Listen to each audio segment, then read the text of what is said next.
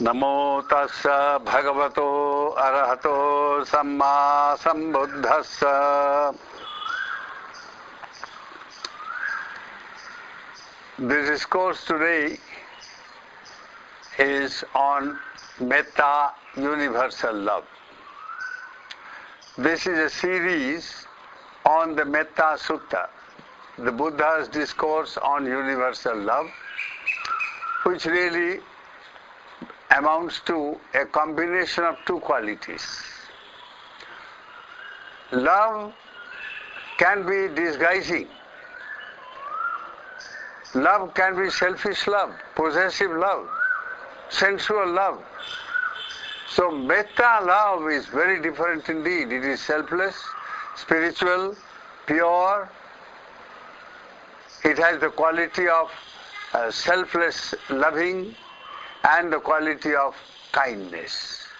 So you have a combination of, let us say, you do something lovingly without expecting any result, but just to make the other person happy and for the well-being and happiness of the other person, and you are kind also because of that.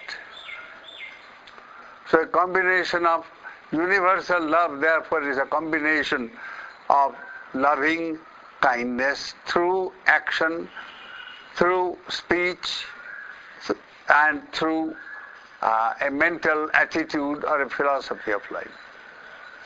Now in this Metta Sutta, I will give you a very brief resume of, or rather recapitulation of what has been discussed so far, because it is the fifth in the series. We have already discussed these topics under these series.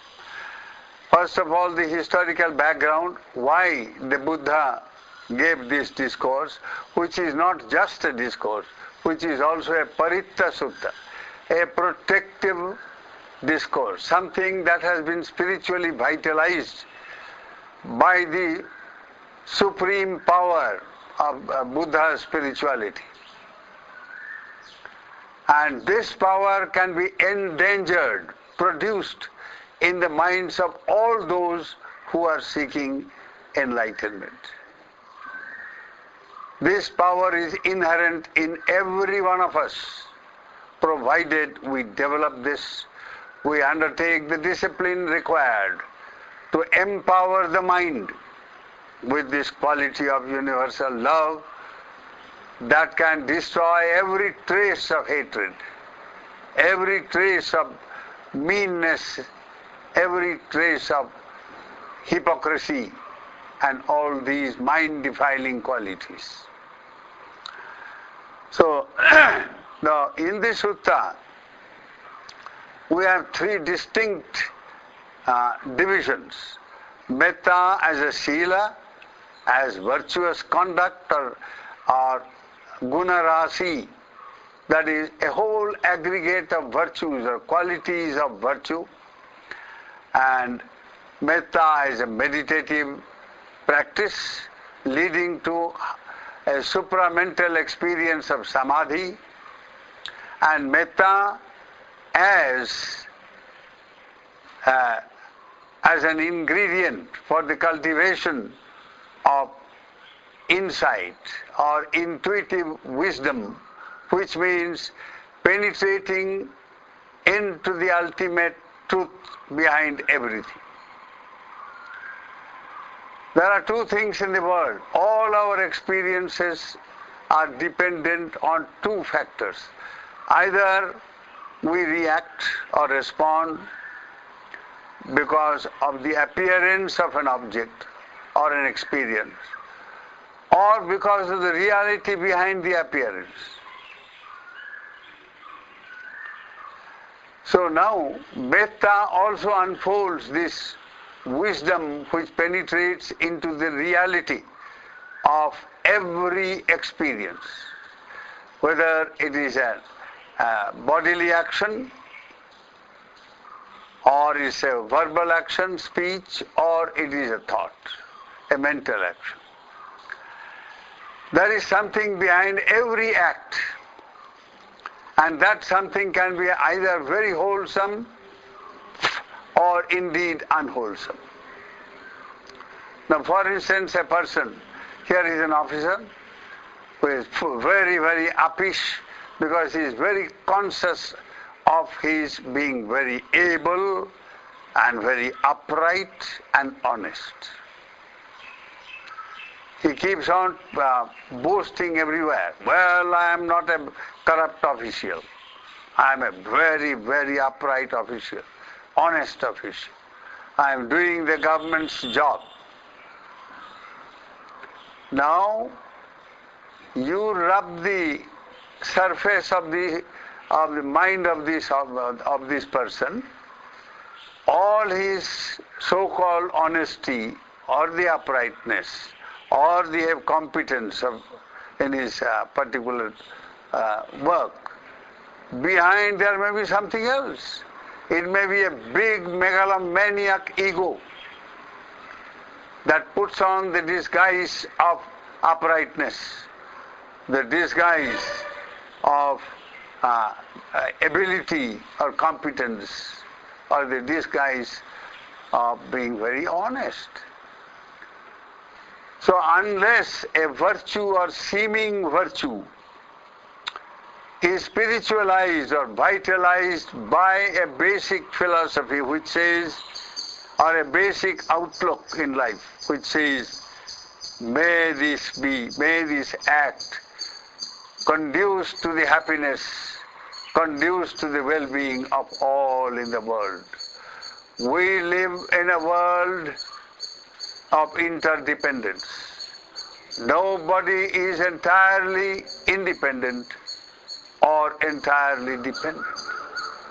This is a world of interdependence, a mutuality, world based on reciprocal attitude and action and response. So, in such a world, anything that I do, say or think must be such that it conduces to the well-being of oneself and the well-being of the others. So the practice of metta as a sila, now here I think a word about sila is called for. Sila is not a bunch of moral precepts or rules of conduct, no. Sila also means a quality of virtue or a whole aggregate of virtuous conduct.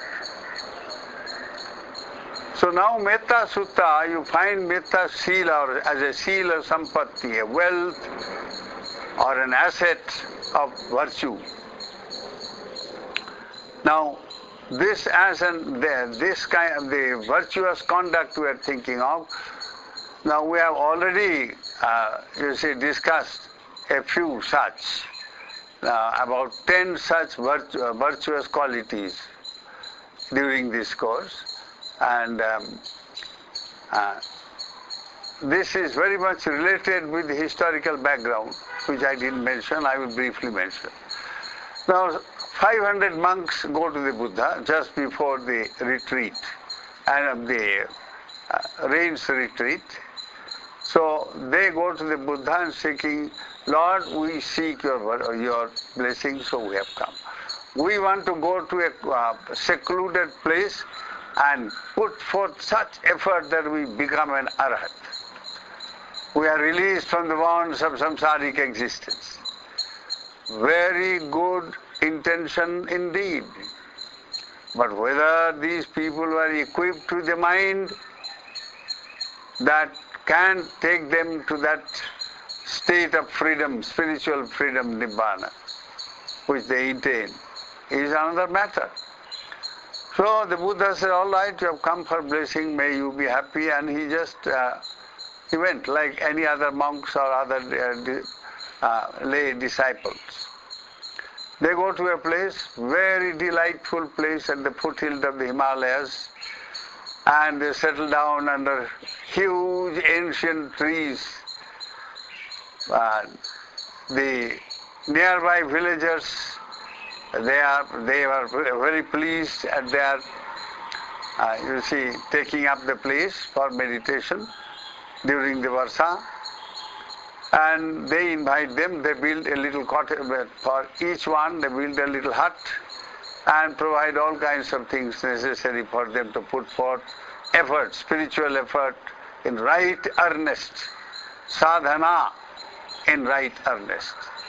So these people settle down, they are very conscious of their sadhana, of their spiritual effort and spiritual commitment, and the vigor with which they pursue this. So they went on meditating, they were practicing Anapanasati basically, and some other auxiliary meditative practices. But they were motivated entirely by a kind of self-conscious effort, that I must become free. So this overwhelming I consciousness, self-serving consciousness, that came on the way. So they had occupied the trees in which some deities were living, Ruksha Devata. These celestial beings of immense power. So they had made each of these trees the base for their celestial mansion, Vimana. Now they thought, these are virtuous monks, so let them stay. So they allowed them to stay for a couple of days or even more. But when they saw that they were not budging, they were just stuck there. So they said, no, they have to be sent back. They have to quit this place. So they put on all kinds of, very fearful forms, very terrible, the forms of evil spirits and so on. And they succeeded in driving them out, and they went to the Buddha again. And the Buddha said, no, you go back there, only there you can reach your goal. Nowhere else in the world. So these people had to come back, but Buddha equipped them with a powerful weapon, the weapon of Metta, universal love. So it is here in this context that the Buddha delivered this discourse and vitalized this sutra, this discourse, with the powerful spirituality of universal love, to be practiced in conduct, virtuous conduct and as meditation, which means widening the consciousness. The mind, where it is narrow, exclusive, clannish, such a mind can never progress on the spiritual path.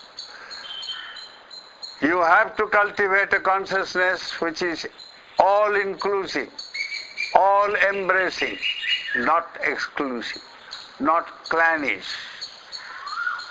not saying, these are not my people, they are different people. None of this exclusive tendency and clannishness, as found when people fall victims of a caste system or a class system or a racist mentality. All these forms are nothing but, forms that make the mind narrow, clannish and separative. Not that. So when the Buddha charged this sutta with the power of universal love, where your love must be selfless, pure, and non-exclusive, it must be all-inclusive. So he taught them the sutta, they learnt it by heart, and they knew the practice, how to put it into practice in day-to-day life. And then, as meditation and as a meditation for vipassana, cultivating intuitive wisdom, insight into reality. So now this sutta starts, as I said, with sila. Now there are 16 such qualities mentioned in the suttas. He said, A person should practice metta, first of all, in the form of being, very skillful in managing one's day-to-day life, all affairs of life, or being very honest and upright, or being very gentle in speech, or with a very unassuming mind, not being very proud, but very unassuming and humility, and cultivating contentedness, of being very santosha, very full of satisfaction and contentment. One who is very easy to support, one who is not very busy, not overactive, and who is calm, and who lives a very simple life, whose senses are calm and tranquil, and who is very dipako, prudent. That means able to exercise, practical wisdom, and not very brazen, shameless, very advanced and all that, no. And not too attached to the family, or to the clan, or to the community, none of this. And a person who is so mindful, so appamada, heedful about every action, that he or she avoids doing anything which a wise person may criticize. Now all these qualities are really qualities of virtue, and they are wonderful indeed. When one organizes one's life in such a way that everything becomes a virtuous action based upon a given philosophy. And what is that? The Buddha says you practice all these virtues imbued with a philosophy of life which says Sukhino va khemino hontu sabbe satta bhavantu sukhitatta. May all beings be happy and secure. May all be well disposed at heart. When one is imbued with this tremendous feeling of love, a loving kindness, a selfless love which seeks to promote the well-being of all, then every action becomes a vice, otherwise it can become a virtue, otherwise it can become a cloak for vice. So now, in the name of being upright, I have already given you an example. Here is a very uppish officer who thinks he is very upright and very honest and very able, etc. But he just follows the rules, in letter, but not in spirit. Now, let us say, higher authority has given a grant to some poor people, and this grant means building something which is good for the village or for that community. Now, this officer is so foppish and uppish. So he says, no, unless these rules are fulfilled, this grant is just, you will not get anything out of it. So let us say the government of India grants a hospital in a village, which will benefit 45 villages, poor people. Now this so-called very upright and able officer, he holds it down by all kinds of trickery of rules and regulations. He is completely caught up by the pure letter of the rule, not the spirit of the rule. And these people are devoid of the help, otherwise they are they deserve, and the higher authorities have granted. So this is just one example. Now people can be very nice and very syrupy in their talks, very sweet, full of sugary talks, but behind there can be a big hypocrisy. or putting on the cloak of being very gentle and very sweet. So, even the metta conduct which one tries to put into daily life, it has to be based on, you say, constant vigil, appamada. Appamada means heedfulness. To be all very mindful of why a person is doing this, whether one is motivated by this sense of the well-being of everybody, including oneself. Therefore, for instance, whether you practice any metta sila or metta virtue, or you practice metta meditation, or you practice vipassana on the basis of metta meditation, all this, if it is done being imbued with a sense of well-being for all, then your consciousness can be raised to the state of the samadhic state, the supramental state, where it can be completely sublimated, where all traces of evil, all traces of unwholesome states of mind can vanish. A man can become truly universal, a source of great joy and protection for all. That is why Metta said, it is said that to illustrate Metta, the example of the mother is given. A mother tries to protect, anurakshanam, protect the well-being of the child, even at the cost of her own life. So now this approach of giving protection, protecting somebody else's interest as much as protecting one's own interest.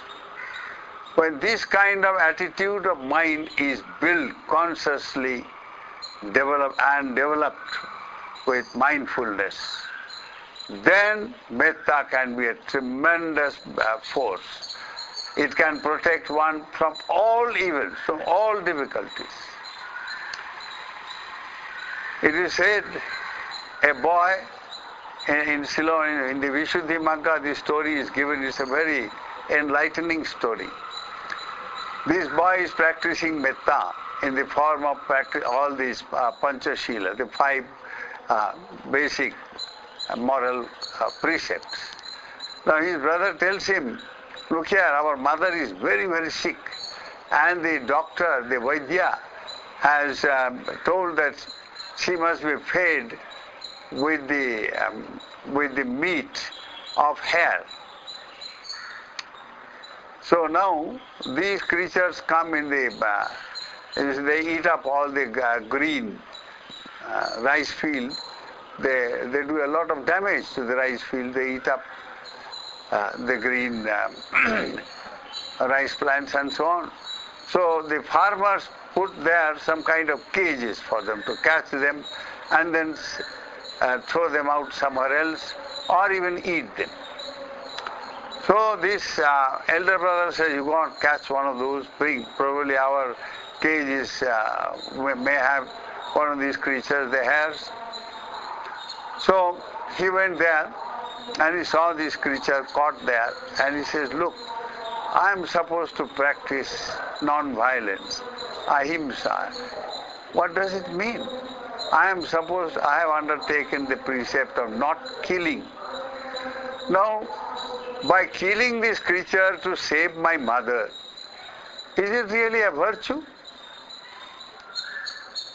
If by killing somebody I save somebody's life, certainly that is not metta. That is not the virtue of loving kindness. So no, I am going to stick to my principle of non-killing, which means saving and protecting the life of all, so that I can also protect the life of my mother. So he told this little hare, he said, look, go and enjoy the green grass everywhere and the green plants.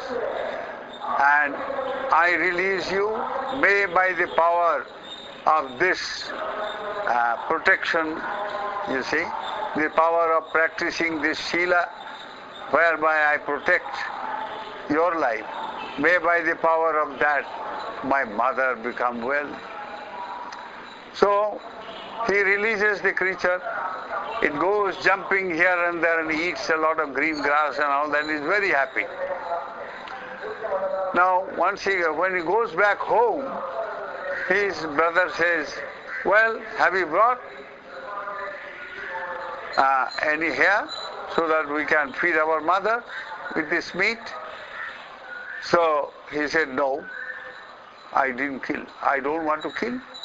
We are supposed to be practicing Panchashila. We are supposed to be Buddhists. How can I kill? To save my mother. So what did he do? I released it and told him to go and enjoy all the green grass. And then he went in front of his mother. The mother was hearing that. He said, with his hand like this clasped, with great devotion and earnestness, he says, may by the grace of Lord Buddha, his teaching and his holy Sangha of enlightened disciples, may by the power of this I take refuge in them and in whatever they have taught. So I have put into practice what they have taught. And may by the power of this Saranagamana, taking refuge in the Buddha Dhamma Sangha and acting in keeping with the taking of refuge, may by the power of this my mother become well. And when he said this earnestly, with tears in his eyes, then and there the illness of the mother disappeared. She has been suffering from terrible headache, some kind of boil somewhere inside the brain. All that got cured.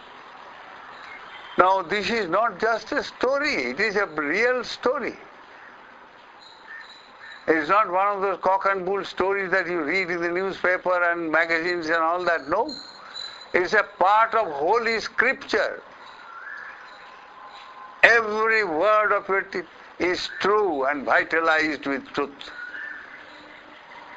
So when you practice Metta in the real way, you never know the power. The sky is the limit. That is why all these virtues that we are supposed to practice as Metta Sila Sampatti, to make sure that they don't become Sila Vipatti and liability, because it is actually a vice which is disguising itself in the form of a virtue. So all the qualities that are mentioned as Metta Sila in this sutta, they are all to be practiced as Sila Sampatti and not Vipatti. And Vipatti comes only when we deceive ourselves, self-deception, Vanchaka Dhamma.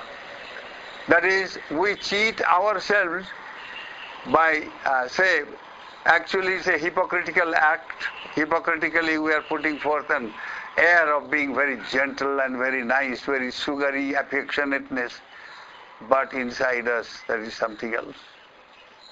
Some self-seeking, some seeking for name and fame and being very good and very generous and whatnot, very virtuous and all that. So we have to be really very, very mindful of what is the motive underlying all the virtues that we practice. Whether it's a virtuous corner, whether you are giving, let us say, donation, or you say you want to give a service for a very great cause. Let us say the cause is that of bringing the original teachings of the Buddha back to the country of the land of Buddha, where the teachings are lost. The Tripitaka, the original teachings of the Buddha, Tripitaka contains the original teaching. So you said, I will bring back this teaching by translating books or by making available the original texts. But actually behind there may be some other motive. You want to write a book to get a very good name, or you are interested in the language or in some concept, but not actually practice. You are not totally devoted to the words of the Buddha because it leads to enlightenment, your own enlightenment and the enlightenment of others. What does that mean? It simply means to be free from the bondage of karma and punarjanma. We are born because we have a whole accumulated collection of karmas, deeds that we have practiced in past life, and which has given result in the form of the present life. And once we are born, we keep on accumulating all kinds of actions, good actions, bad actions, disguised actions, and thereby create our future here and now.